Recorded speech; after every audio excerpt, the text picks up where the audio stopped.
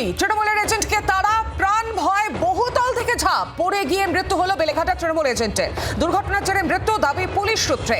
মৃতের নাম জানা যাচ্ছে বিশ্বজিৎ পট্টনায়ক।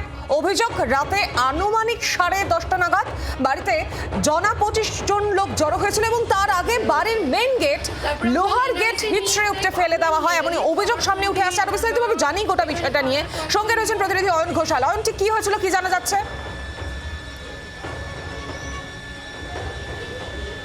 বিশ্বজিৎ পট্টনায়ক বেলেঘাটা অঞ্চলের সক্রিয় তৃণমূল কর্মী। তার জুতো এখানে পড়ে রয়েছে। তার বাড়ির যদি আমরা একদম পাশ ঘেঁষে দেখি, এটাই তার বাড়ি। আমরা দেখতে পাচ্ছি যে বাড়ির যে লোহার গেট, অত্যন্ত শক্তিশালী লোহার মজবুত গেট, এই মজবুত গেটটা এই হচ্ছে সেই গেট যেটাকে এখানে বিভিন্ন কবজা থেকে কার্যত আপরুট করা হয়েছে, ভেঙে উড়িয়ে দেওয়া হয়েছে।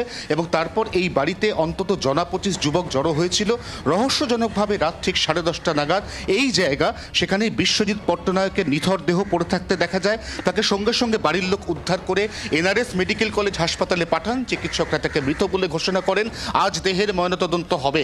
পুলিশ ইতিমধ্যেই তদন্তের স্বার্থে এই বিষয় নিয়ে মুখ খুলছে না। ঠিক কী কারণে তার মৃত্যু, তারা খেয়ে মৃত্যু, এখানে কোনোভাবে রহস্যজনকভাবে পড়ে গিয়ে মৃত্যু নাকি ওপরের কোনো জায়গা, উঁচু জায়গা, সেখান থেকে পড়ে তার মৃত্যু, তা এখনো পর্যন্ত পরিষ্কার নয়। পরিবারের অভিযোগ বিজেপির দিকে। বাংলার আওয়াজ, বাঙালির আবেগ, জি 24 ঘন্টা।